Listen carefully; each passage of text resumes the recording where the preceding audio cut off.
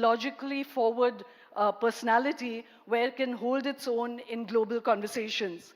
So both to talk about that journey, but also the sobering idea that even when you do that, you can still lose the election, and what are the tough lessons that you learn from that, why this country doesn't have the opposition it needs, and many of the other big ticket issues that really compel us all.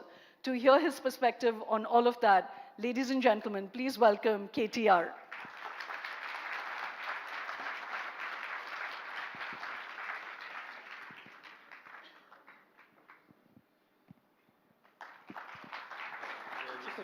Lovely seeing you. You have a preference? No, I've been told by my team to sit here. Thank you. Thank you, Shoma. That was a lovely introduction. Thank you for coming, KTR. Thank you so much. So I'm going to give you all the easy bits first, which is to lay out your vision, your CV. As I said, that very few people get to literally shape a state as it is born. So when you occupied that chair and your father was the CM, what were the big, compelling issues that drove you to, and what did you do over the 9 years that you're really proud of? Firstly, thank you. Thank you for hosting this lovely event, and I was blown away when you were speaking so eloquently about Johnny Walker, and then I realized you were talking about water. Well done. When you get a fresh start, it's very, very difficult. It's very, very rare that in life and in politics or any sphere of life, you get a chance to begin afresh without the burden of legacy. So when you do get that opportunity, where you don't have the burden of legacy on you, you can really reorient, rethink, re-strategize, rebrand, and do a lot of things that you would want to do in life. And that's exactly where we began in 2014. When the state of Telangana, which has its own story, story full of struggle, sacrifice, and dignity, and many, many other elements, eventually became a reality in 2014. Our goal was very, very clear. We wanted this state to be the lighthouse for the rest of the country. We wanted to prove a point not just to ourselves, but also to the rest of the country, which kept saying, this probably won't be a viable state. But today, as I sit here in Chennai, and as I talk about my state, while I may not be in government anymore for the last 2 years, I'm filled with a sense of pride. And the reason why I say that is because I firmly believe Telangana is the most successful startup state of independent India. Now, why do I say that? Our per capita in 2014, when we began our journey, was about 1,14,000 rupees. And when we left the office in 2023 December, our per capita, we were ranked number 14 in the country in 2014. But in 2022-23, when we left office, we were the number 1 state in India with 3,87,000 rupees of per capita. Thank you. Our gross state domestic product was 4.5 lakh crore in 2014. It tripled and it became 15 lakh crore in 2023. Again, highest growth rate for any state in India. More importantly, I know all of you have phones. All of you all have, are very addicted to social media. So if I may indulge them for a minute, I'd say, please, if you can pull out your phone for a second, maybe just open Google or ChatGPT, just to give you an example of what we've done and how we've benchmarked ourselves. Please type in, if you can, the world's largest lift irrigation project. The world's largest lift irrigation project. I'm not talking India's largest, but the world's largest. Any answers? Anybody? Yeah. I thought these guys would be very, very trigger happy, but... Yeah. Anybody? Yes, sir. But you can be faster than ChatGPT right Absolutely, now. I am faster than ChatGPT. Well, this is a project called as Kaleshwaram. It's based in Telangana. It irrigates about 45 lakh acres of land. And this has been a game changer for Telangana's rural economy and agriculture. In fact, we were ranked number 12 in India on agriculture produce. Today, we are ranked number 1, surpassing Punjab and Haryana in paddy production. Now, we've benchmarked ourselves against the best in the world. World's largest innovation campus is in Hyderabad. You can Google that too. World's largest Amazon campus is also in Hyderabad. So our growth has been across sectors. If you look at our rural development model, we have consecutively won 30% of national awards on the National Panchayati Raj Divas. 3% of India's population winning 30% awards. So It's a very and unique I have model. to say, you've also been very successful with organic farming, which Sri Lanka was not, Absolutely. had a disastrous experience with that, but you haven't. Absolutely. So the growth has been all round, the growth has been inclusive, the growth has been multi-sectoral, and as a result, for 9.5 years, despite COVID, despite demonetization, despite a lot of decisions that didn't go very well for us, still we were able to maintain the growth momentum. We actually ended up, giving a run to even Bangalore as Hyderabad. Gave Right. Bangalore a run for their money in terms of creating technology jobs as well. We beat Bangalore 3 quarters in a row, which has never happened in India's history. So I'm very proud of my state and what we've done. But yes, like you said, Now, here comes the slam question, yes, right? So I'm going to take you to a national perspective also. But before that, yes, having done all of this, and there isn't dispute that you did it, of course, there's a lot of criticism whether this was evenly distributed, whether it really went down or it didn't, but not for intention and not for vision, people wouldn't critique you at all.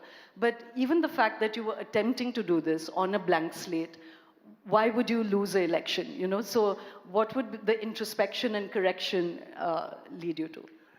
I tell you what, just to draw a parallel, for those of you who follow politics and for those of you who follow electoral politics. In 2014, we had won 63 seats out of 119 in Telangana. We formed the government because the magic figure was 60. In 2018, we actually went 4 months ahead of our general election. We won 88 out of 119. And in 2023, we won 39 out of 119. And the margin of difference between my party and Congress, which won the election, was hardly 1.8%. But of course, first past the post, even if it is by 0.1%, they've still won the election. Just to draw a parallel, if you think about it, Prime Minister Modi has won in 2014, I think, with 278 or something, BJP. And then in 2008-19, they won 303. True, KTR, but I don't, PTR, Coming to. I don't want to lose people with the numbers, Okay. but just the heart of it, that if you were on such a good trajectory, in retrospect, what do you think you didn't get right? Two things. I think the short-term, perception that was created that, Congress is going to come out with the political panacea in the form of 6 guarantees and 420 plus promises. See, Shoma, if I have to answer in one line, economic bankruptcy of ordinary Indians is real. Intellectual bankruptcy of political class is real. And that's a deadly cocktail. Economic bankruptcy and intellectual bankruptcy. And Congress, when it comes out and makes a promise that they are going to deliver the moon, which is possibly going to cost at least 3 budgets in 1 year, if I have to add up. Yet people bought into that, some of them, and therefore the difference was 1.8%, we lost. But I don't look at defeat as a major, loss of face or something. It's a mirror. I mean, if you think about it, it just tells you probably what went wrong, probably what could be improved, what could be corrected. So yes, there are areas which, of course, we have to improve. There are areas which probably where perception needs to be corrected. And there are areas where we could probably continue to build. So introspective political leader is just the rarest of creatures. So when you're saying that there are things that could be fixed, what would those be? And the reason I'm probing you for that is because if you come up with some of those answers, I think it would link across political parties. And like I said, I want you to take you to a national perspective. Sure. I think one of the things that we didn't do right, of course, was I think the perception that was created that while we were delivering in government, we were not accessible. I mean, our MLAs, probably our ministers, that is something that we could have done a better job at. Secondly, I'd say, the anti-incumbency that people talk about is real. If only we had changed maybe 15 to 20 more candidates, definitely we would have done a lot better. So I think people wanted change. People wanted probably a different face, a fresh face. That's something that we missed out on. And third and most important, of course, after 10 years, they talk about 7-year itch. But unfortunately, in governments, in politics, we run a 5-year cycle. So maybe there was a 10-year itch, which also triggered this little bit of a backlash. I'm going to park this question, but we'll come back to it then. That what do you think competitors like Mr. Modi,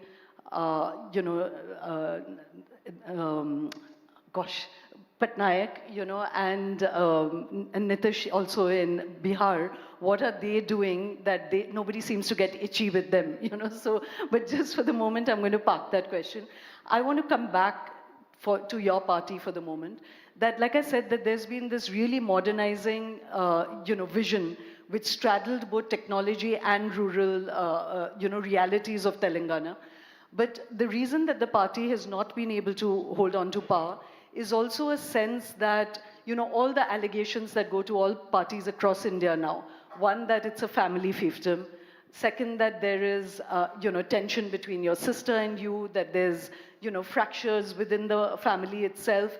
And so I want to ask you two questions. One, that do you think that this is a malaise across Indian politics that actually needs deep thinking now?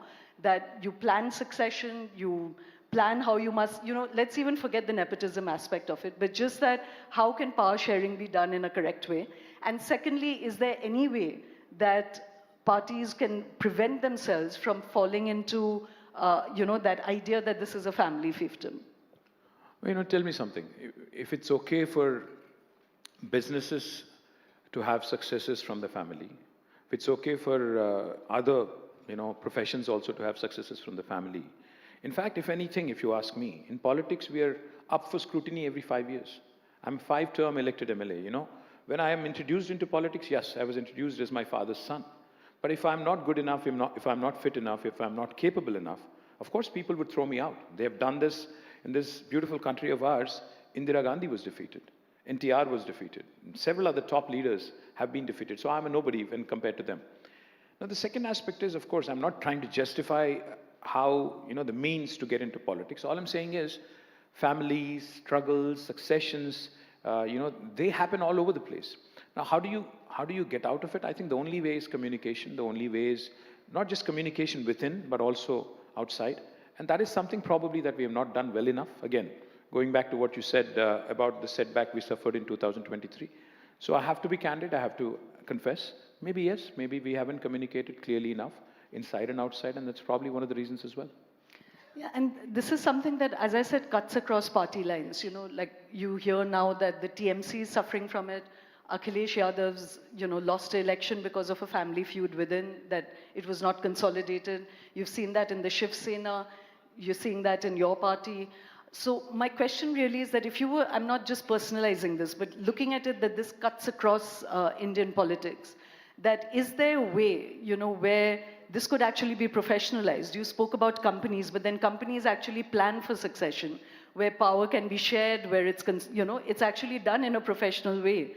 Do you think that there's any scope for that in Indian politics? Honestly, no. I don't think it is going to happen anytime soon. But yes, with lot of professionals that are coming in, especially with strategists like Prashant and others who have come to play a very, very important role in politics and also during our election cycle, there is hope, but I don't see it happening anytime soon because, essentially, end of the day, politics or any business does run from a unitary chain of command. And if the boss, the leader, is somebody who's, able to rally his troops and make sure that he also, is able to inspire confidence among people, only then it works. Otherwise, no matter how professionally you run. For example, if you take a look at two corporate entities, large infra companies. One is L&T, which is run by professionals. Another company is called Mega Engineering, based out of Hyderabad, which is almost, I think, second largest or first largest now. Mega is largely family driven. L&T is professional driven, but both are successful. So I don't think they're mutually exclusive.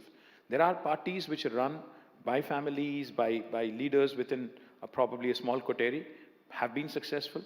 DMK is an example in Tamil Nadu, which has been, I think, in government or in opposition for the last 5 decades or more. And likewise, there are parties like others, which I can't name right away, which also have had a professional setup and have been doing well. So I don't think it's a, zero-sum game, end of the day. Okay, I'm going to come back to this because there are many things, but I'm not going to quite drop this topic because it's something that certainly the BJP is able to play up against all other parties, that one, that power goes through the bloodline, and secondly... BJP does it conveniently. When it suits them, they align with Shiv Sena, and they have no problems with their nepotist angle. When it suits them, they align with TDP. When it suits them, they align with anybody, JDS. When they'll align with anybody, and nepotism then goes for a toss. But when it doesn't suit them, of course, they'll play it up and they'll try and, drum up as much support in the media and elsewhere. So it's a very convenient posturing is what I would say.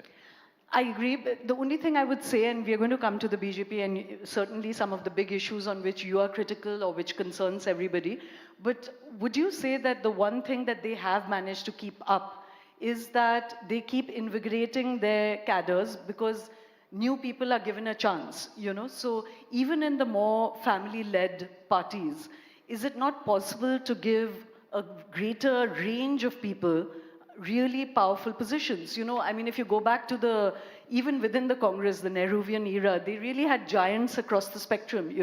So why is it that it's such a narrow chokehold where people begin to feel suffocated in the family parties?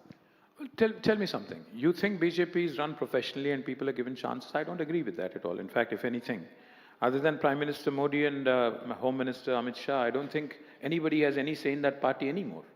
So how are they any different from any other political party in India? I don't think they are different at all. So firstly, I don't agree with the premise. And secondly, yes, I do see a great scope. I do see a great scope for specialists coming in. I do see a great scope for others coming in and also playing an important role. When you look at Tamil Nadu politics, my friend Tyaga, PTR, has done exceptionally well. He's not from the family of the, chief minister, but he's done exceptionally well here. Likewise, I'm sure there are many others who've done very well in various parties, including our party. So I don't see it as a broad generalization that BJP has done certain things very well, which others have not been able to. I think most parties are very, very similar if you look closely. Okay, so just one more persistent question on this is that, do you think that just handling even a feud within the family with better optics, with more accommodation, would make people feel reassured? Because there is this sense, even say with Rahul Gandhi, when he couldn't keep even his friends within the party, there's a sense that if you can't manage your own brood, then how can you manage a country and all the contrapuntal energies that come there, So again, in that mood for introspection, do you think that this entire thing could have been handled better? You know what? Every family in the world, no matter where they are, will have challenges. In fact, one of the toughest situations in life is to align expectations within a close group of friends or family. So yes, in retrospect, could things have been handled better? Of course, I would say yes. But is it something that I would be avoiding in future? I don't know, because you will continue to run into issues. You will have to manage. See, there are three challenges when it comes to expectations: alignment of expectations of what you want, versus what I can offer; management of people; and more importantly, in politics, especially within a closed family or even a close group of people, management of resources. Now, this is what leads to a lot of discontent. This is what leads to a lot of unfortunate situations. I would say, yes, in retrospect, things could have been done better, but that's how life is. You have to take what you served. Right. Okay, I'm going to move away from this a little bit. To come back to your vision for Telangana just for a moment, because I think that's very pertinent for the rest of the country, is that, there's technologies hurtling towards us. There's AI coming. The year that Google put $10 billion into OpenAI, they actually laid off 10,000 people. So there's a sense that there's going to be massive layoffs, that as we embrace more AI, both blue-collar jobs as well as white-collar jobs are going to be jeopardized. So, in that sense that you've got a chance to envision a future for a state that did not have a legacy, with this kind of, tornado of technology coming once way, both opportunity and risk, what is your big picture thinking, if you're voted back to power, what is the gear shift that you will do now, if you're voted back to power, to plan for this new economic era?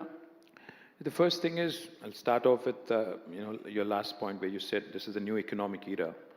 India has always been sitting on the cusp of greatness. We've always been told that we were a great country and we definitely will become great again. We keep talking numbers. The fact is, we have the world's largest think force, the world's largest workforce.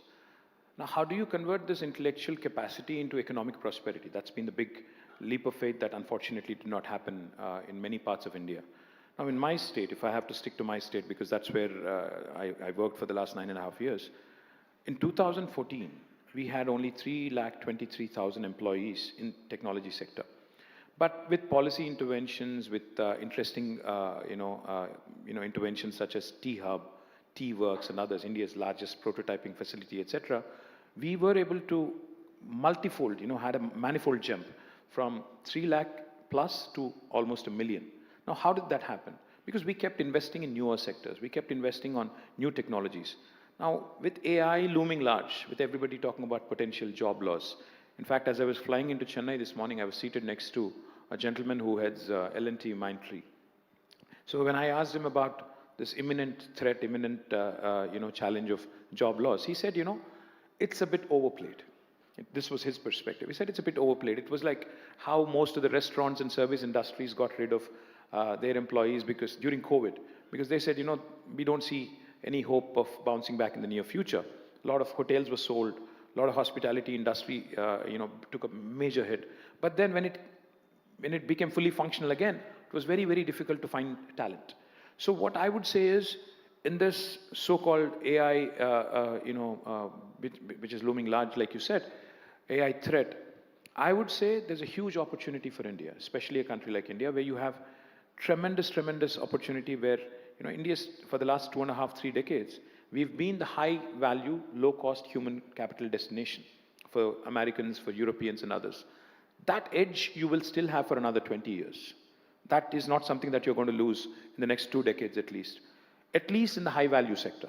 So therefore, I would bet big on all the applications of AI into various sectors, be it life sciences, be it healthcare, be it aerospace. As long as you're able to find that convergence point, I think India will still do great. Deep tech, India will still do amazing.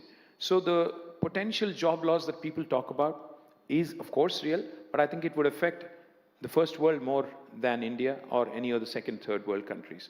So at this point in time, if I was voted back to government in Telangana, the first thing I would do is make sure that we equip our children, because only 30% of our STEM graduates every year who come out of colleges are employable. The biggest challenge is industry readiness of our workforce. That is something where we have to work together with the industry. That is something we haven't done well. Germany has done phenomenally well, where they have a dual degree, where you get to go to a practice school in the industry for about 6 months. That is the sort of focus I would put on.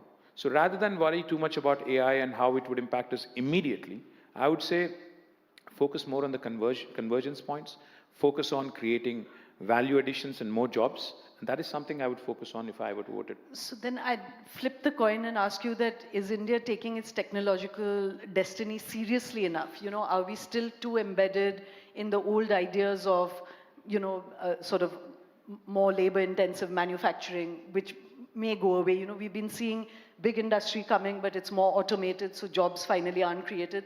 So do you think that India is in fact then doing enough to embrace its technological destiny? Absolutely not. We've been very, very happy with what has been happening. Just to give you an example, in mid-1980s, China and India, we were on the same path, literally same point in terms of GDP. In fact, at one point, India in early 1980s, India was a larger GDP, larger economy than China. But look at them now. 40 years later, they're 6 times bigger. They're 20 trillion economy. We are still languishing at about 3.8, 3.9 trillion. What went wrong? What happened? If you think about it, I think Chinese have realized that stability in terms of policy and in terms of long-term impact, discipline, scale, these are the things that matter. So they chose economics as their playbook. And we chose politics of identity, politics of various forms as our immediate goal, I guess. As a result, today, China's 6 times bigger. We missed the bus big time on that. Indonesia. They're 13,000, GDP, I mean, per capita GDP. We are 2,200. And the US is 86,000. So point is, even Indonesia, Vietnam have figured this out. Even they have become, new age, modern countries which look at manufacturing and scale. Unfortunately, India has not been doing that, despite good slogans, Make in India, Digital India, etc. So therefore, we are definitely not doing enough. We're definitely not doing justice to our potential. There is so many things I can tell you that need to be corrected. But one thing I will say, imagine if one state, Telangana, can become, within 9.5 years, the state with the highest per capita. Prime Minister keeps talking about double engine.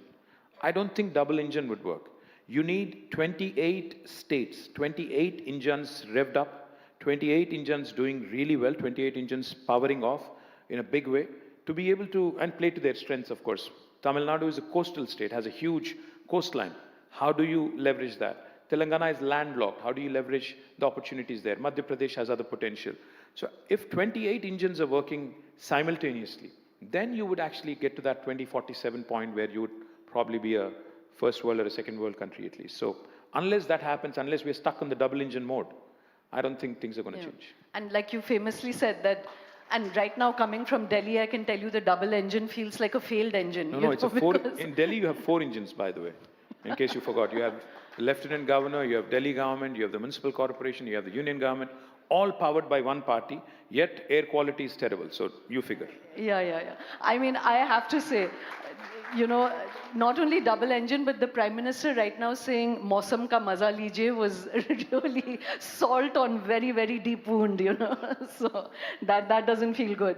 And like you famously said, and I'm going to take you there to some of the Now more... I know why you do these shows more in Chennai and less in. No, and like you said, double engine is sometimes Jumla, sometimes Hamla. So, I'm going to give you a chance to air all those salty things as well. But just one more before that is that, I want to talk about the North-South divide, again, the state of the opposition, all of those things, the language wars that, are playing themselves out across the country. But you've been very, very visionary, KTR, about focusing on systems being really important. And I want to ask you 2 questions. One is that, you just said parties have to be kind of unitary leadership. And in India, we are actually becoming presidential more than parliamentary. So is there a kind of tension between creating a system that will last, or is it necessarily personality-based? You were just saying when we were having tea that Hyderabad and the GDP of Telangana is already dipping. And I asked you, what can have happened in 2 years that you did such wonderful work for 9 years and in 2 years it's already going down? Did you not set enough systems in place then? Absolutely not. But if you mess with the system, of course, it's gonna. If you derail a system deliberately, it's gonna have its negative impact. Fact is, politicians, political class, governments, parties, we are all temporary. We are all transient. None of us are here. See, I am supremely glad that we've been given 9.5 years of opportunity to govern. If I end up thinking that I'm going to be there forever, I'm an idiot. I'm a very greedy idiot at that. So therefore, today, if you ask me what should have been done and what has been done, I would say, I think one of the things we've done brilliantly, we have put institutions above individuals. We've created institutions that will outlast individuals. We have created processes that will outlive people. So, for instance, just to again, when we talk disruption, a lot of people think disruption can only happen in the tech world. No, disruption can even happen in governance, disruption can even happen in platforms like this. So therefore, in Telangana, we came out with some policy disruptions, just as an example. Any of the industrialists here who have a business in Telangana would know that we promise all clearances in 15 days. But this is by statute. And if we don't deliver on the 15-day window, on the 16th day, it's a deemed approval. The same bureaucrat who's been a status quoist for the last 7 decades, for him, the paradigm is basically flipped on its head because of this new legislation that came in. If you don't deliver on the 15-day window, on the 16th day, the same bureaucrat can be fined a penalty of rupees 1,000 per day. Now, that is a true systemic disruption that has really changed Telangana's landscape in terms of industrialization. Likewise, we have created many such institutions, we have created many such systems, but of course, any system, any book, any constitution even, is only as good as the person holding it or as good as the person running the country or the state. Can you make a negative impact using the same system? Of course, yes, and that's what is seen in Telangana today.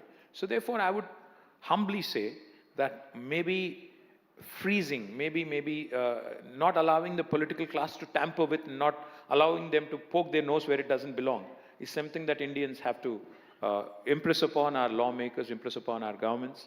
Like Thomas Paine very, very famously said, Shoma, every patriot's primary responsibility, primary duty, and primary allegiance to the country is to save his country from its government. That is something we all need to agree on, be it the state government here or the central government there. We cannot allow them to mess with it. And that is something I am truly, truly offended by as to what Congress is doing in Telangana. You're giving a very easy segue actually to the next session.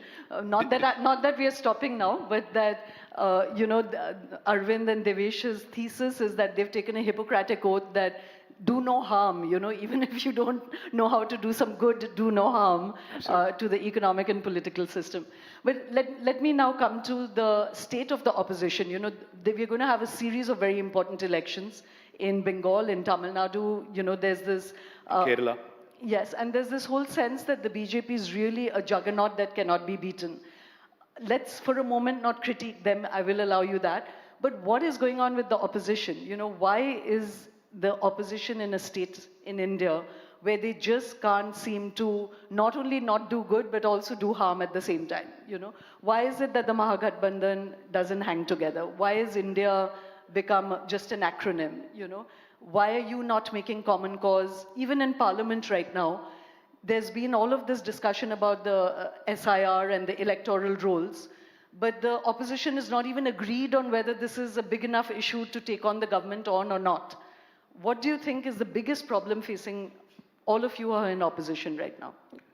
Well, I can't speak as a representative of the opposition because, the fundamental thing with us is we can't sit together and we can't talk together. See, for instance, the lack of unity is the biggest challenge. For instance, I'm fighting Congress in my state and BJP in my state. And then when it comes to union politics or politics in Delhi, we are asked to pick sides. We're asked to pick, whether you want to battle Congress or BJP. Now, my point is, if I'm fighting Congress in the state and BJP in Delhi, I'm still opposition, effectively. But what went wrong, if you ask me, like you said, with respect to BJP and the opposition, I'd say Congress is the largest party today in the opposition. They've failed to enthuse people, they've failed to modernize, they've failed to organize, then they've failed to present a credible alternative nationally. That's beyond doubt. And that is why BJP is getting away without any serious scrutiny. BJP is able to, win election after election because the biggest asset of Prime Minister Modi, if you ask me, is Mr. Rahul Gandhi himself. That is the reality. You can see it.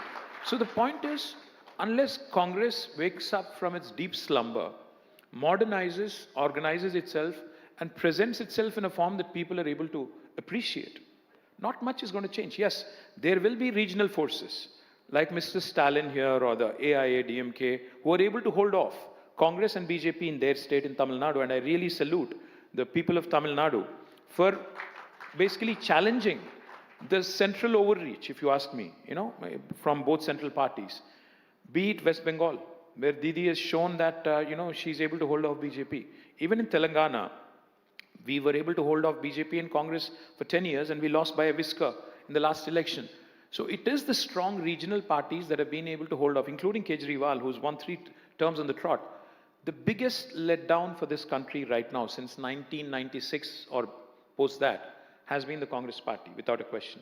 Because they're the ones who have not been able to build a coalition. They're the ones who don't seem to get off their high horse, cannot seem to understand that their days... See, look at Bihar. What went wrong? See, in Bihar, Congress is a fringe party. In Tamil Nadu, they're a fringe player. But they do not want to accept the fact. I'm sure we'll talk about how they troubled DMK in April 2026. Because the Congress always wants to bite more than what it can chew. And then eventually it helps the opposition. That's how it works all the time. Having said that, now, what is that glue that can bind us together? See, for instance, if us in Telangana and Stalin in Tamil Nadu and Didi in... We tried, by the way. My father tried very, very hard to stitch up a credible third front or a federal front, as he called it. But what we realized is there isn't anything that's binding us together other than probably a little bit of, not animosity, but probably a little bit of a common enemy kind of a factor. That is not something that is going to work in the long term. So that is the biggest challenge with India. Our diversity sometimes also ends up being our challenge. So I'd say that's the biggest problem with opposition today. So, but then that's the big question that, like you said, that the common enemy with a lot of these parties is the BJP. And I'll ask you to enumerate what about them makes them an enemy. But the other question, and very, very crucially attached to that, is that what is the alternate vision? You know, you're saying the Congress doesn't have a vision, but let's assume that you were in Rahul Gandhi's place today.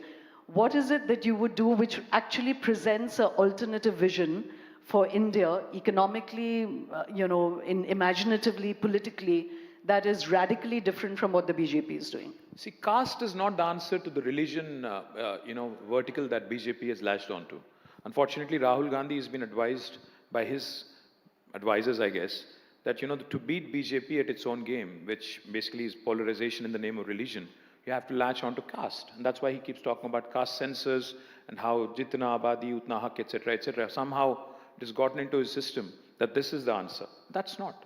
See, like I said, Prime Minister Nehru, the first Prime Minister of India, today is remembered for building institutions like IITs and IIMs. Tell me one institution that Congress has built post Prime Minister Nehru's era. I mean, there are a few which Indira Gandhi has done, but beyond that, I don't see much happening. What is the vision of Rahul Gandhi for this country till 2047? He's probably 53, 54 now. Other than sense of entitlement, I don't see much coming from Rahul Gandhi ever. See, again, don't get me wrong when I say this. What would I do? I would focus on creating more economic clusters in India. Today, if you look at India as a country, we have about 10 or 12 economic engines that are driving the prosperity in this country. Hyderabad, Chennai, Bangalore, and of course other metros, Bombay, Delhi, and Kolkata, and many others, Ahmedabad, etc. Have we ever seen Rahul Gandhi present a vision of how this economic prosperity can be converted into jobs, how these economic clusters can focus each of them on a separate sector, and how our institutions, the world-class institutions that we do have, the IITs, the IIMs, and even the universities, how we can scale them up and really convert this knowledge into prosperity, the young think force which has global aspirations today. I don't see Rahul Gandhi talking about startups. I don't see him talking about innovation. I don't see him talking about world-class universities and pumping more money into research and development. This is what I would start talking about. Will it win me elections? I don't know at this point in time, honestly, again. But end of the day, though, as long as you get to play a role in politics, being in public service, public life itself is a huge privilege, Shoma, be it in opposition or be it in government. When in power, you deliver. When in opposition, you listen. So therefore, I think both responsibilities you have to accept with humility, and you have to continue to build the narrative, continue to build the momentum. Given an opportunity, I would recreate, one straight answer. I would recreate what we have done in Telangana in 9.5 years across India. That's what I would do, and that would be the magic pill if you ask me. And that's a very interesting answer, and I actually want to push you further on that. So you said on an economic vision, but the Congress has also not been able to revitalize its imaginative or the big picture story, which is, in any way, there are enough people who perhaps don't like the BJP vision. I don't think even the Congress is talking so much about themselves as much as we are talking about them. But you just placed them as the nodal, I was trying to bring you... Unfortunate, but that's the reality. They are this albatross which keeps hanging around India's opposition's neck. We can't seem to get rid of them. But at the same time, they have become an unfortunate indispensability for this country. And I think, if you ask me, state after state, if Congress is thrown out, I think that would offer a lot of strong regional forces which will truly come in onto their own and start offering credible alternative to BJP. So then let me ask you, how do you see the future of India panning out? Do you see the BJP running all the way down to the south? Or do you see more federal forces coming up, like you're saying? Do you see the Congress atrophying? Now that you're having a chance to listen and to reflect, what do you see going forward? I don't think BJP is going to be able to make a huge inroad into South. While they've had their opportunity in Karnataka, they've lost it. I don't see them bouncing back in the South, at least. I think we have a lot of political parties which are extremely aligned and extremely hands-on with respect to local aspirations and local demands in the South. Be it the Dravidian parties in Tamil Nadu, or be it us in Telangana. In Andhra, we have YSRCP and TDP and Janasena. So likewise, in Karnataka also we have regional parties. So therefore, in South, I don't see a great deal happening for BJP. But I do sense a certain element of despondency That's also creeping in the BJP, system as well, because they've just lost 37 parliament seats in Uttar Pradesh. That must have given them a scare. They must be worried. So they will start looking at newer areas, Bengal, Tamil Nadu, which are all going up for elections next year. So what I do hope, in 2024, people of India gave BJP a scare.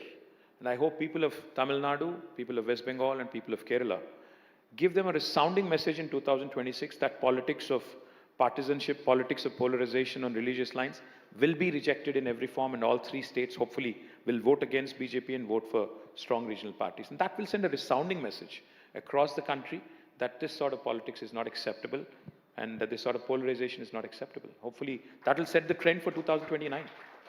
So, let's not say that I don't want to make you the sort of ventriloquist for the Congress, but I'm just want to, because you put out a vision right now about the economic clusters, that just in case you had to be the chief opposition leader right now, again, is there a way that you would spell out a different vision for India, which is not the BJP's vision, but which is not just saying that, they're communal? What is the positive vision that you're putting out, which people could buy into? Like I said, fundamentally, we've been told forever that, we were a great nation, we have great potential. Unfortunately, if we don't translate that potential into reality, if we don't translate that, great opportunity into reality, we're doing grave injustice, not just to ourselves, but future generations as well. So the one thing I would do differently, if given an opportunity as chief opposition, there is 70,000 TMCs of water in India today, running across our rivers, in the Gangetic Plains, in Yamuna, in Kaveri, in Krishna, Godavari. The first thing I would do is create a master plan for India in terms of how this 70,000 TMCs of water can be leveraged for the 40 crore acres of arable land in India, and how, in a meaningful fashion, in less than 3 or 4 years, within a 5-year span, how each of these infrastructure projects can create manifold wealth for our farmers. That's the first thing I'd present.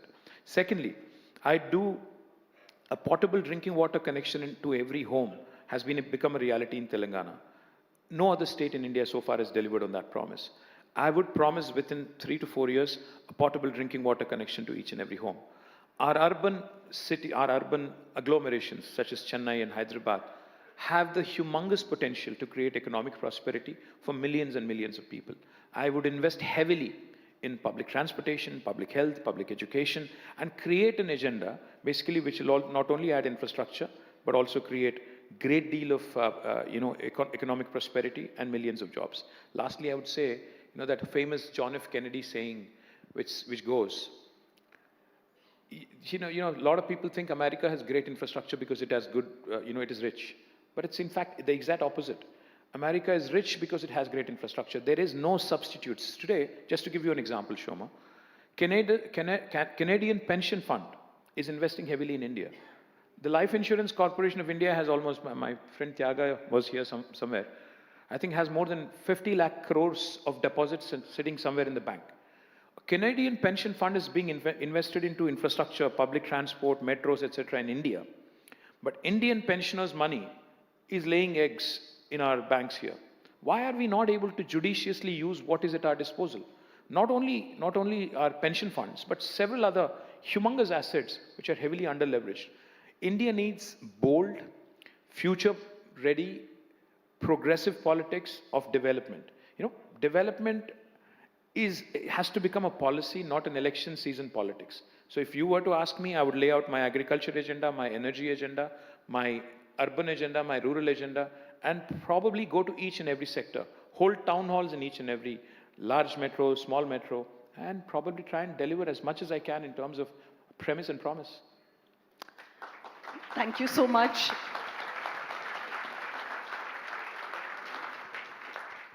As I was laughing that the last time I did a session with PTR, he got a standing ovation in Delhi, and that didn't go too well for him. So I hope that your visionary statements here don't boomerang on you. But no, I hope he wins back. People like him, honestly, people like him are a must in Indian politics. People like him should win back. And it should not look like, because see, it should not look like somebody who's got that intellectual capacity cannot come back electorally, and that would really be a huge setback. So I do hope any of you voters from Madurai here, I don't know, I'm rooting for PTR there, Tyaga there, is a dear friend of mine. So I do hope he'll win back and come back. Yeah. Yes. Um, just because we have you here, we're, like you said, people say that they don't like political leaders and they don't like politicians, but I'm not one of those. Actually, I think it's the toughest job on the planet. And I want to ask you for a personal sort of insight that, what is the most difficult thing about being a political leader? Can I be blunt? I'm sure we're being recorded, and I'm sure this is going to go out social media, and I'll be trolled heavily. Biggest challenge, unfortunately, in India is to put up with our mediocre bureaucracy. They're extremely status quoist, they're resistant to change, and they live and thrive in ambivalence and ambiguity. And to change them, biggest challenge. The problem is ever since License Raj, for those of you who remember License Raj, they're used to sitting in ivory towers, our bureaucrats, and people going and begging and pleading with them. Now, if you tell them to work differently and change differently and start thinking differently, they're heavily resistant. And the biggest challenge is they look at us politicians who are elected as people who are only elected for 5 years. So, in his mind, the bureaucrat is thinking, okay, this guy is only here for 5 years, I'm here for 50 years. So why should I listen to him? The fact is, in a democracy, it is the dog that should wag the tail and not the tail wagging the dog. This is something I absolutely believe is the biggest challenge. And second biggest challenge in politics today, this is going to go horribly wrong, but I'm going to still say it, our judiciary. Is? Judiciary. We have 5 million pending cases. And look at what they are taking up. There is no expeditious justice delivery system in India. We keep talking about ease of doing business, ease of entry into the country, ease of entry into a state. But then there should also be an ease of exit, if there is a problem. Judiciary should come to your rescue, dispute redressal mechanism should be there. That doesn't exist in our country. So therefore, these are the two biggest challenges, if you ask me. And of course, putting up with, like I said, mediocrity among bureaucracy really tops the charts.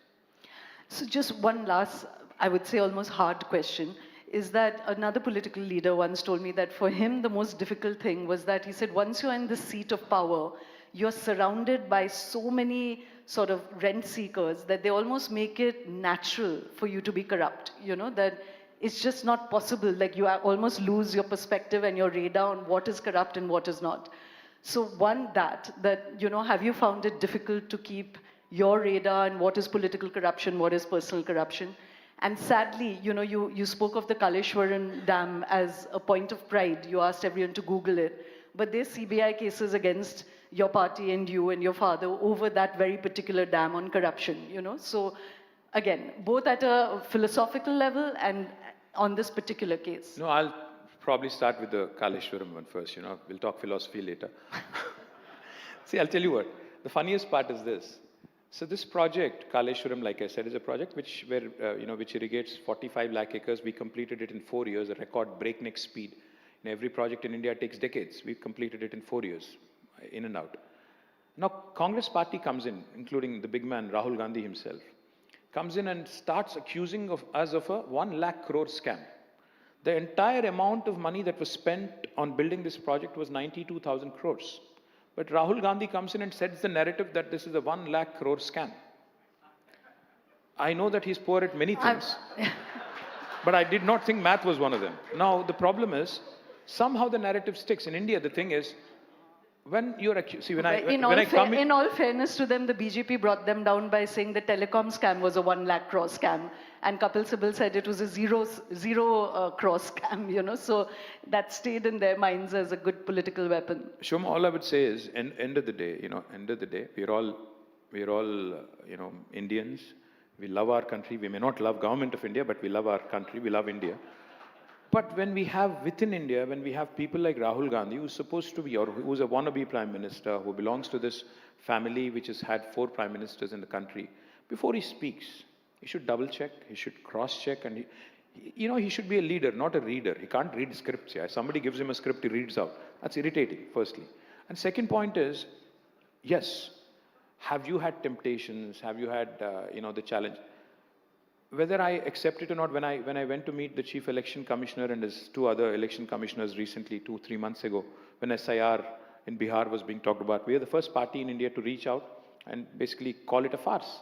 So when I went to him, and this was a closed door meeting, I did tell him, I said, not a single MLA, not a single MP in this country is elected within the mandatory expenditure limit that you have set. Do you know that? He said, yes. In a closed door meeting, I would say yes. The fact is, any political party which is going in for an election has to spend money. The limits today, as prescribed by Election Commission of India, are unrealistic. I would not say more than that, otherwise cases would be filed on me tomorrow. So it is a fundamental reality in India. Like I said, economic bankruptcy of our people, intellectual bankruptcy of political class is a reality. It's a deadly cocktail. Am I above it? No, certainly not. I am one among them. We are riding a tiger. Unfortunately, it's a vicious cycle. We are riding a tiger. Riding a tiger. Riding a tiger because, it's a vicious cycle. For a politician, who's out of government, out of power, the fundamental objective is to come back, to crawl back. Now, how do I do that? Come out with ridiculous allegations like 1 lakh crore on a 92,000 crore project. So, am I above the pettiness of what politics has become? Not really. But at the end of the day, though, I think if you ask me, am I still willing to work with Congress or BJP on larger national issues or state issues? Of course, yes. So I think we have to start drawing lines. We have to start understanding the realities of politics. Have I been above and beyond the temptations of being in power? No, I will be honest. So therefore, yes, we have run elections. That's the way BJP and Congress has been running it, just the way DMK, Anna DMK has been running it, like any other political party in India. And I will not say that I'm running a mutt, sannyas ashram or something. We are running a political party and we have to be aligned with realities. We have certainly not been above any other party in terms of what happens in elections. But I can tell you with great deal of confidence and authority that we've been able to make an indelible impression, a very emphatic impression on my state. And it is now the Congress which is running the show, and I hope they continue to do the good work. That's all I hope. Well, thank you very much, KTR. That was a very big and honest admission to make, but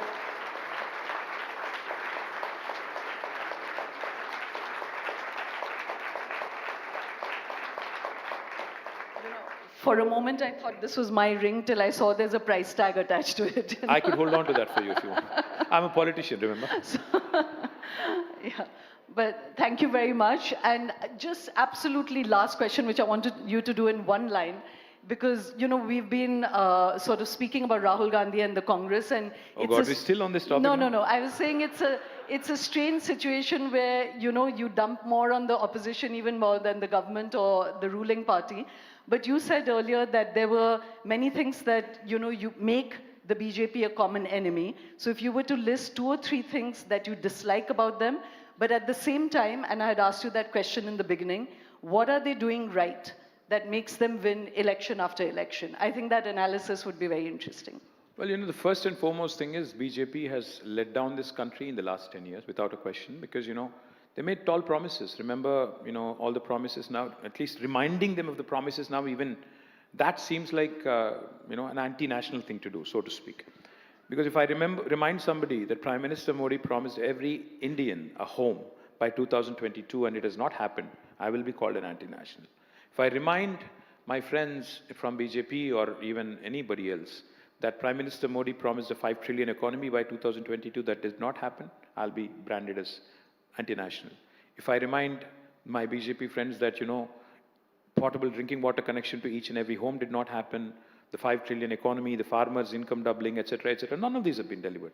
What did they deliver in the last 10 years or 11 years, so to speak? I'd say they've delivered politics of hate. They've delivered politics of divisive nature to almost every Indian home today, and politics of huge divide. So there is not a lot to like in BJP, if you ask me. Unfortunately, what works for them is one simple thing. They've mastered the art of polarizing and setting the narrative. And unfortunately, we as opposition have not been able to counter it productively and effectively. That is a hard fact. They've really mastered the art of polarization. Us versus them is a narrative that they drive brilliantly, and they're relentless, just like you, persistent. And that is something, something. This is the first time I've been presented as a parallel to the BJP. No, you. I wish. No, I'm saying they're But- as relentless, as persistent, and as I'll tell you what I admire in them, though. There are a lot of things I don't like in them. They won Gujarat election. They won the Uttar Pradesh election. The very next day, they're out in a rally in Gujarat. They're relentless.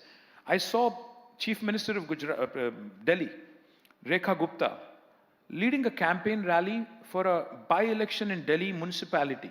Now you have a chief minister campaigning for a municipal corporation by-poll for a single division. That is unheard of. So these are the things that make BJP. You like them, hate them, they're relentless, they're always at you. They're constantly trying to up their game, and that is something we all can take Leaf draw out of. inspiration from Yeah. and take a few leaves. In all fairness, yes, their endeavor is incredible, but I also want to say that if there was another, sort of ally of the BJP on stage, they would have trotted out a lot of numbers as No, well I on don't what think they've so. done and not No, done. no, So they I will just tell want to you. put that They on will tell stage. you only three things. They'll talk about Pakistan. They'll talk about Bangladesh. They'll talk about Hindus and Muslims. Beyond that it is beyond their comprehension. Trust me when I say this. Okay. Since you're the person on stage, I'm going to give you an easy ticket on that. But they would have brought up some economic figures as well. But for the moment, I'm going to park that because I'm going to invite the economists on stage.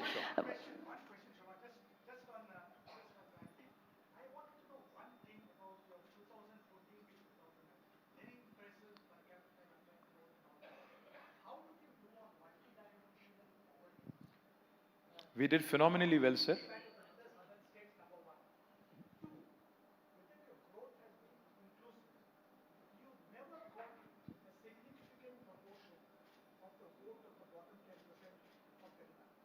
Just for those who couldn't hear, the question was, has the growth they created, was it inclusive? Because they've never got the bottom 10% vote in Telangana. I'm not quite sure I understand the bottom 10% question, but I'll tell you one thing.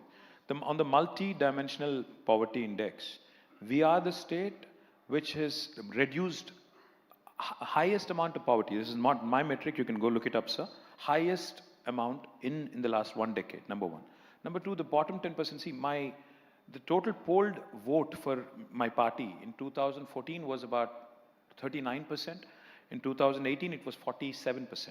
So, in fact, if anything, our vote share has increased significantly, and most of it came from rural areas. And no, I don't know how to quantify that, honestly, if there is a metric. But we've been winning elections. The last one was an anomaly in my mind. We're just a 1.8% with a 4 lakh difference in a 4 crore population. I don't think that's a big setback or a big defeat. In fact, I take a lot of pride in not yielding to the temptation. When Congress was promising the moon to the people, we didn't yield to the temptation. When they said free bus for women, we didn't yield to it. We said the corporation is in losses, we're not going to do that. So had we done a few of those, maybe we could have also won elections. You know, when Prime Minister Modi says freebie culture is bad, I honestly really thought at one point maybe he's serious. But when I saw in Bihar, he gave 1.2 crore women 10,000 rupees right before the election. And he's won the election. 71% of the women. Would you call that bottom 10% coming out and voting? I don't know. But the point, sir, is the point. Sorry, sir, I'm going to have to stop this because we're on to our next session. But Cheers. KTR, thank you very much for Thank you very being much. such a collaborative partner. Thank you so much. Really appreciate it. Thank you.